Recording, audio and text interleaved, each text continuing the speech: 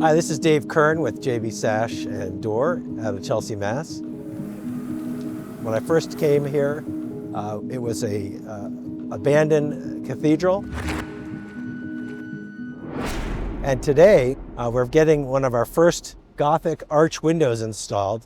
Several years ago, Feingold Alexander came to us, the architectural firm, with the plans for this project, and we found them very unique and challenging. I've been in the business for quite a long time, and the more challenging projects are really fun. Yes, it's nice to have an easy one.